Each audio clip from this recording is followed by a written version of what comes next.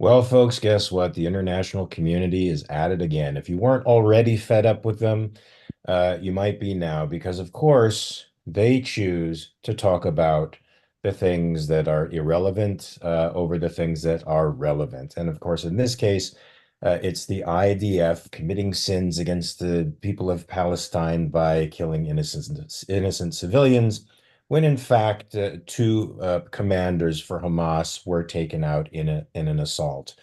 To the world community, however, it is a terrible tragedy. To us and the freedom-loving community, it seems like all in a good day's work. To help me unpack this sort of craziness as it's going on in the world today, is James Valliant. Welcome to the Daily Objective, and we're going to be talking about the IDF assault and the taking out of two Hamas commanders, and we're going to be talking about the world reaction to some civilian casualties that happened in the midst of this, I think, rather good deed to the world. Mr. Valiant, it's great to see you. I haven't seen you in a long time. How are you doing? Much better now. I've been fighting a virus for a couple of weeks now, and I think it's finally lifted, which is always good news. So, yeah, it's been too long, my brother. Yeah. Uh, but the world has not changed in its insanity one lick. I cannot improve it. I cannot report any improvement on their mental or physical health, frankly.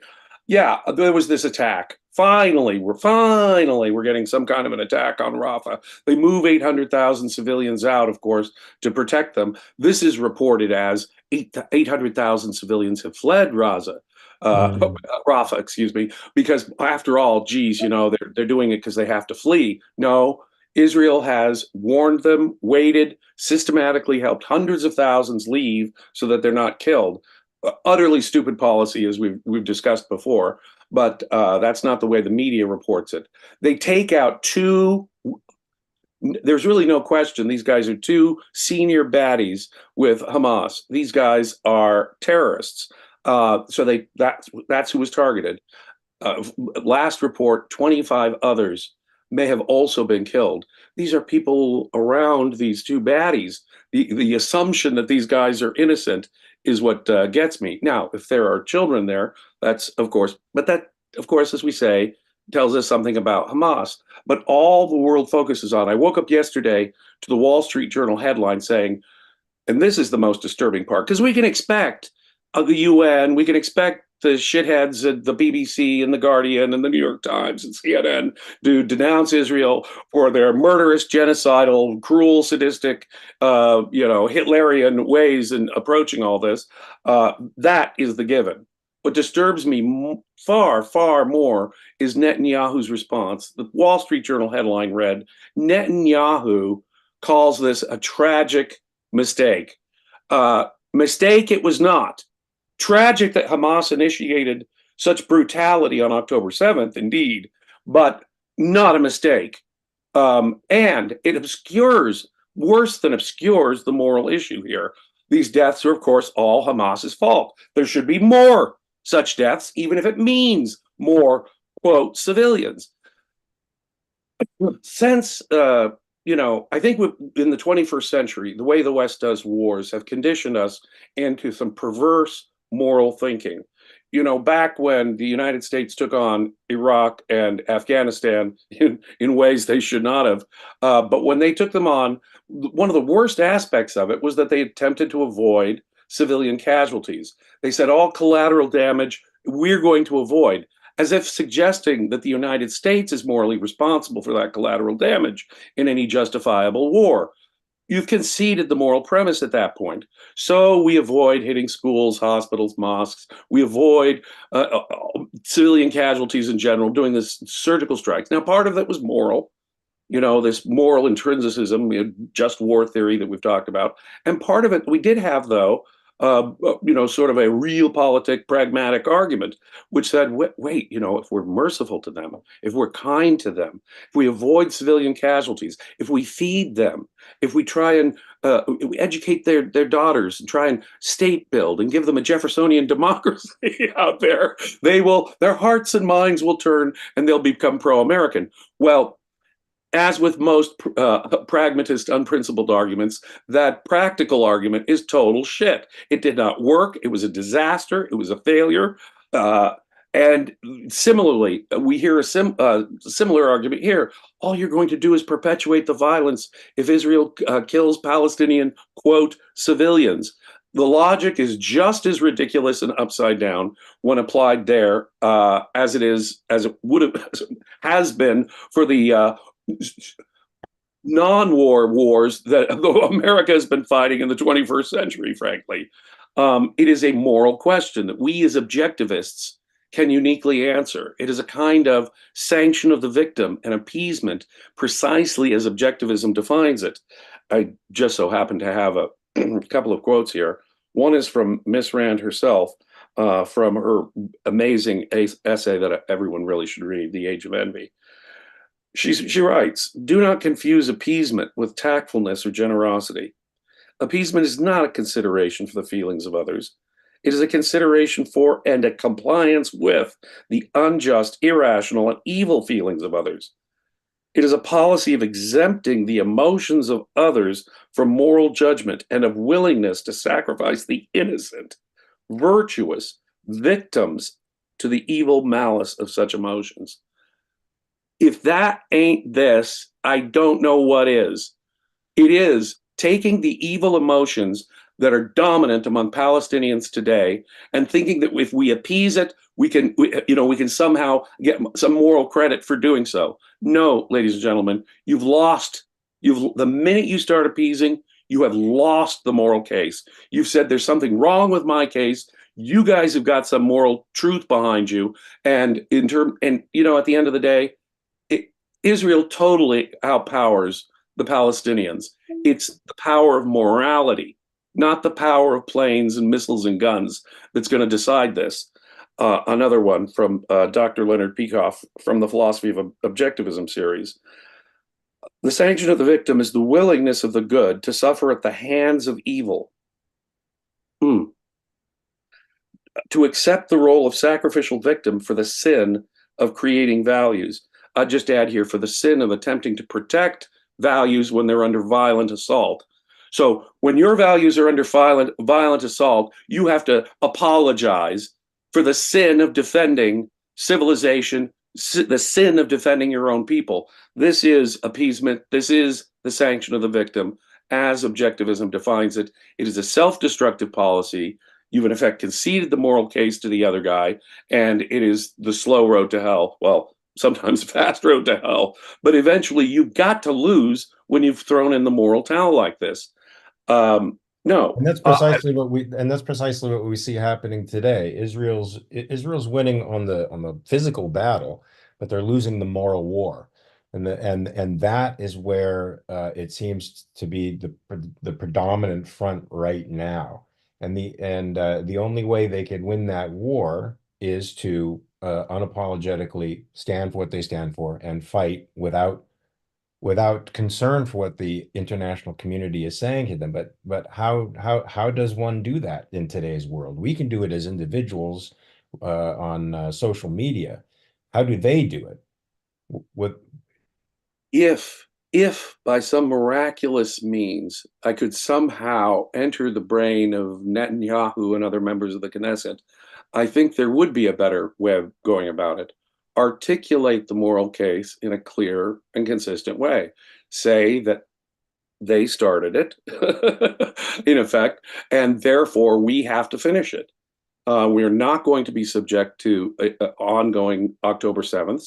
And if that means psychologically crushing them and causing untold suffering in Gaza, it's their fault entirely. In the case of America, the examples I used earlier, Iraq and Afghanistan, it was inexcusable. In the case of Hamas, it is absolutely perverse and bizarre. It is their desire to have their own people dead. I'm going to repeat that, put it in italics with bold, 3 underlines, and an exclamation point. They want their own people dead. Palestinian civilian deaths are the goal of Hamas. There can be no other explanation for putting your military equipment in hospitals, for putting your leadership underneath hospitals and schools. There can be no such justification other than a desire, obvious desire on their part, to have their own people die. They don't wear uniforms. The Nazis had the decency to try and protect German civilians by putting uniforms on their combatants. Hamas does not do that, with the intent of making it impossible for Israel to distinguish between so-called collateral damage and so-called civilian deaths. But finally, and of course, perhaps most importantly, the Palestinian people are the enemy. They overwhelmingly support Hamas. As we've observed, there is no anti-Hamas resistance. If you were to even ask the people on the West Bank if they supported October 7th, maybe if you put Hamas up on the ballot in the West Bank right now, they would win because they supported October 7th. To try and appease that kind of mentality is a total mistake. You are going to lose. You've already lost the minute you start claiming that there's any moral legitimacy to their case. We have to give them what they want. We have to give them what they want. We have to kill Palestinians. We have to be Yes. unapologetic, Yes. unafraid of doing that, point Yes. out who made this necessary and why, and point out exactly the evil of Hamas in seeking their own people's destruction so that they can make this moral case. It is a total strategy to use our appeasement morality, our sanction of the victim morality, our altruism in general against us. As we've said many times, it is what you do if you're the Israeli government is you stand up and you say, that's right, and expect more, rather than saying it's a tragic mistake. Yes. Absolutely. Absolutely. That's the moral high ground. And I hope anybody from Israel is listening right now and they could take that to to social media and proudly proclaim what we are proclaiming, which is victory in the battlefield means the defeat of this ideology, which also means that lots of civilians who buy this ideology are going to have to go. They're going to have to go meet their maker before they understand that this ideology brings death and destruction to them, not success, death and destruction. That's what they need to know. Regina's thank you, Regina. Good to see you on the chat there for €5. Christian Klein for €10 says, what do you think about the IDF soldier being interrogated for mutiny because he wants to fight to victory? Now, I didn't hear about this, did you? But that Oh, is fascinating, an unfortunate story if that's true. disgusting if it's true. No, I've not read this story. Maybe we should look into it more, and maybe it's a subject for another episode of the Daily Objective, because that is morally repulsive.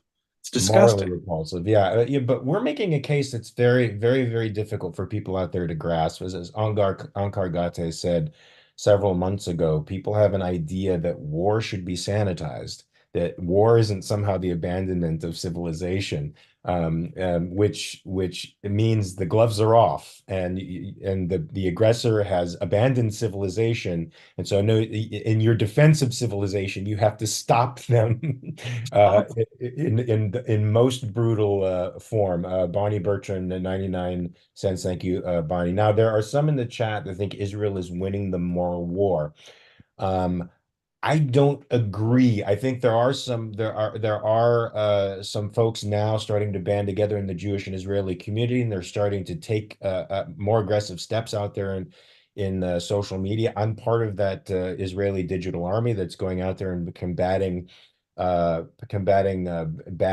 propaganda and also reporting accounts to get them taken off for propaganda and abuse and violence and gore and the things that they try to do to enlighten the world public. But you and I and most objectivists, I think, have a different perspective, and we think Bibi Netanyahu's concession to a tragedy is a sort of example of the fact that the Israelis are not winning the moral war. Could you expand on that a little bit? Oh, Israel has lost the moral case because they have conceded the moral case. They have not stood up for their own moral right to exist. They've not stood up for it. They've not pointed out all the things that we've been saying on this channel. They pointed out some, but it's always a backwards justification. Look, they've lost because from the outset they waited. They not Yes. only did they wait, but then the way they've been fighting it. They'll send text messages, they'll drop leaflets, they'll warn people to get out of buildings, they'll use megaphones. Now, when James, you're acting like that, this is the case they make for being the most moral army in the world. Now, no, according to altruism, they are the yeah. most moral army in the world because they're certainly sacrificing IDF soldiers to what they consider to be, on some level, a morally equal opponent who deserves warning, which, in my opinion, they don't. My brothers and sisters in Israel, they don't deserve the warning, and I think in your hearts and minds, you know that too. Did they give now notice that what just came before this attack that took out these two Palestinian baddies and a couple of dozen others, let's put it that way, most generously, a rocket attack that hit Tel Aviv. Tel Aviv, Rockets and haven't stopped. yes. So wait. So it's evil when Israel does anything like that but if Hamas should try to do anything like that against Israel, well, of course, that's just fighting back after they initiated all this on October 7th. It's twisted. It's morally twisted. No, the minute you start fighting a war like that, you've sort of conceded that any civilian deaths, quote civilian, any non-combatant deaths are the fault of Israel. No, you have to say, not only because you're the aggressor are the truly innocent ones, say the young children, your fault that you've necessitated. And this is the moral point that goes back to Dr. Gatte's point. War is hell. It will inevitably kill civilians. That's why you don't start one. And they need to learn that that's the lesson. When you don't have jurisdiction over a foreign country, it's different than police. If the police are surrounding a building where they have to take into account civilian casualties. When it's a war, we can't do that. We can't separate children from their parents. Yeah, Israel again, can I just make a further distinction there? Police action is taking place within a civilized culture, right? We've deferred force to the government, and so that they can handle it. That's an act of civilization. It's part of the beginning processes of due process. That's civilization at work. There at is work. no civilization in war. You've abandoned it. The Palestinians have abandoned it. And Yes. civilization. Did they make distinctions between women and children and innocent civilians when they attacked on October 7th? Do they make such distinctions when they fire rockets at Israel? No, they do not. They get to ignore it. It's a totally one sided approach there. But you see, that's the problem with altruism, Prime Minister Netanyahu. The minute you've conceded that altruism, you've lost. You've lost. And of course, they're going to apply it in a one sided way. Of course they can. This is the emotionalism. This is the indulgence in sheer emotionalism.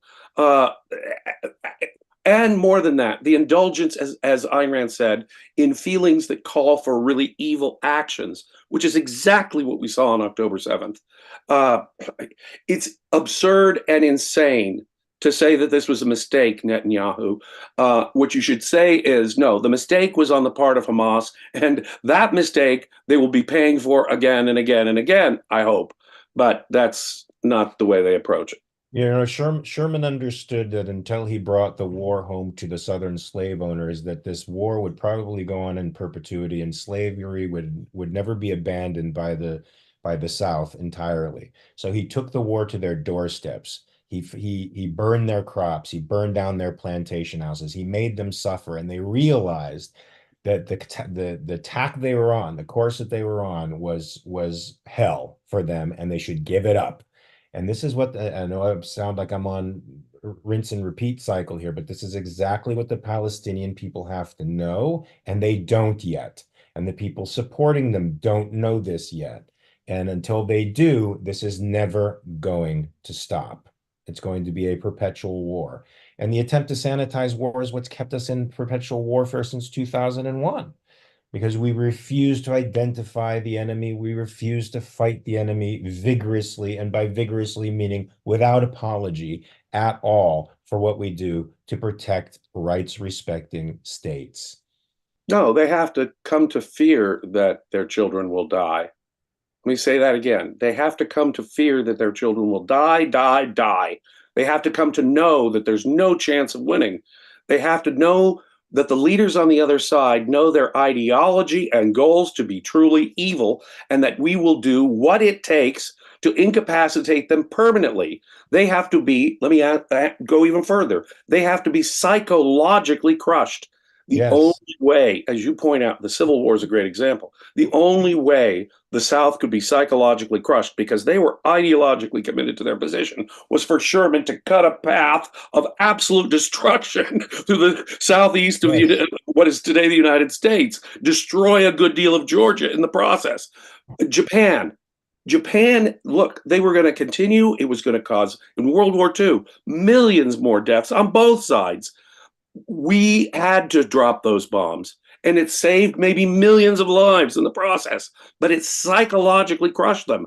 And America had to occupy them. If we're going to be here for 5 to 10 years, ladies, it took 7 years of occupation. Look, we're going to be here just as long as it takes until your old nobility is absolutely crushed so that we can impose. And that's what we did. The West imposed uh, uh, uh, Jeffersonian type democracy, a liberal democracy on them. And when that happened, that was, ladies and gentlemen, the best thing that ever happened to the Japanese people in their thousands of years of history. I Oh, will you repeat, colonizer, you colonizer, you right? Western civilization loving colonizer. How That I awful am of a you. civilization loving person. Isn't it And nice? I and I like it as dismiss well. that Marxist bullshit terminology of imperialism and colonizing. The only moral distinction is between the aggressor and the defender. And when you're the aggressor, be prepared to suffer all the consequences, including psychologically being crushed, the fear of hundreds of thousands of civilians dying. Only that can actually get it through to them. Um, in the case of Muslims, Allah is all powerful. I was joking with Razi in my last the TDO appearance, about the helicopter crash that took out Raisi. They're asking where was Butcher of Allah? Tehran. Mhm. Well, Allah is all powerful. To them, Allah, I mean, the only way to get them back in their psychological corner is to tell them, look, Allah must not be on your side. We're going to show you whose side Allah's on, and Allah must not want you to win. Amen. I think that's the path to victory. Jeff Bannister with $3 Canadian. Thank you. And I may butcher this next name.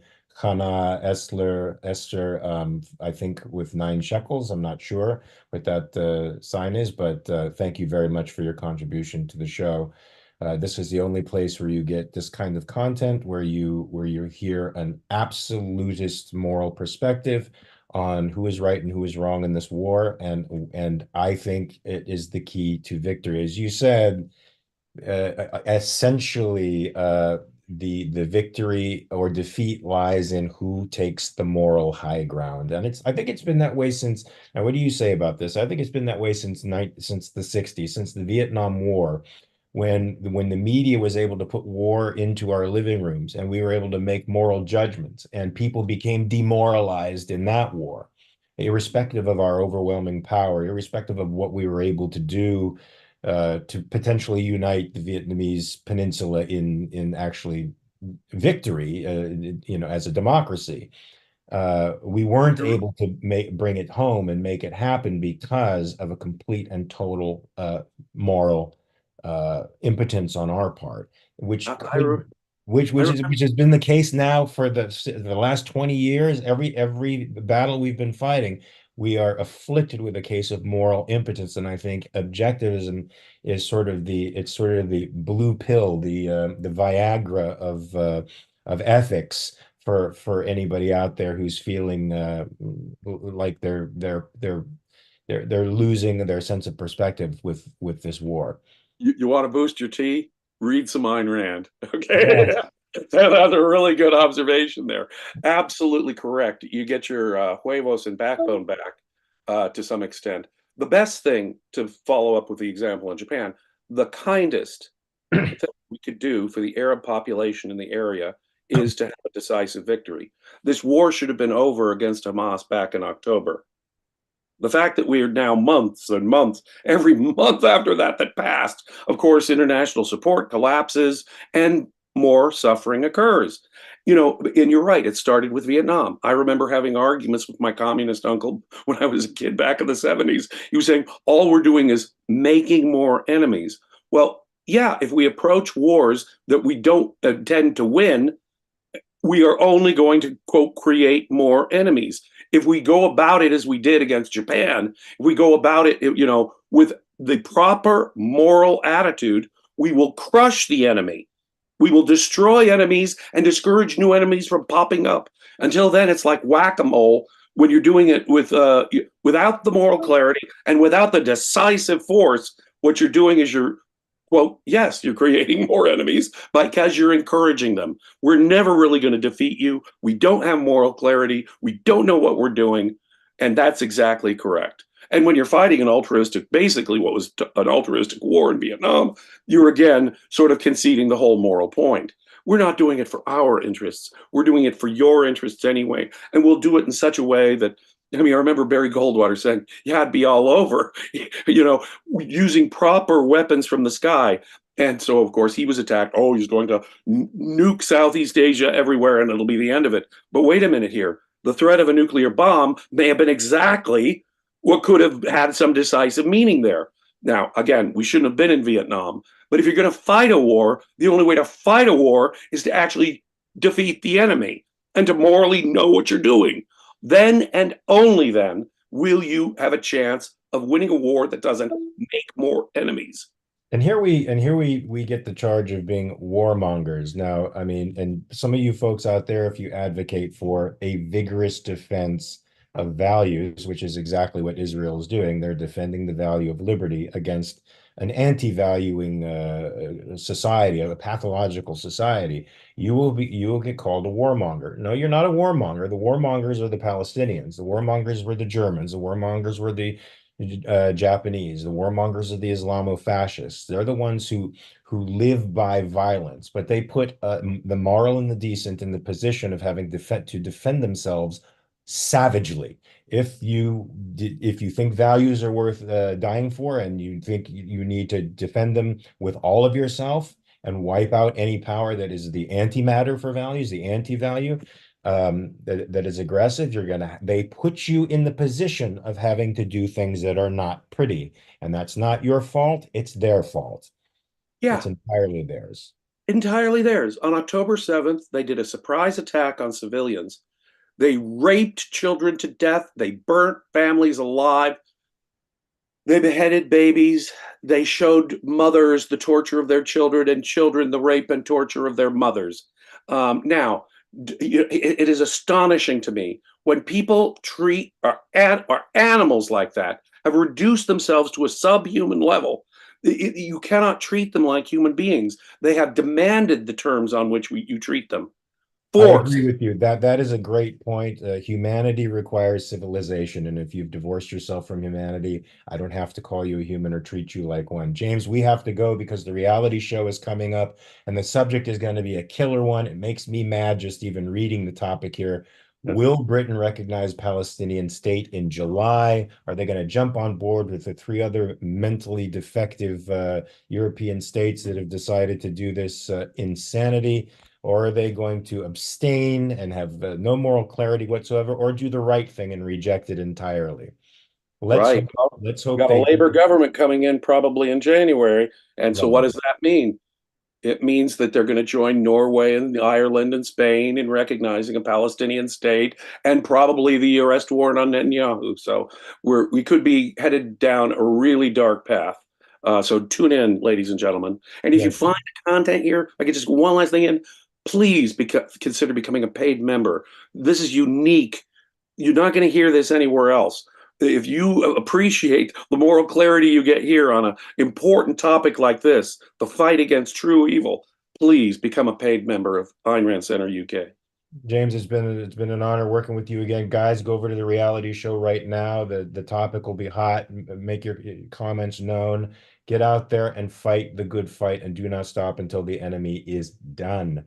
All right, thank you, folks. This has been the Daily Objective. Always remember to check your premises. Peace.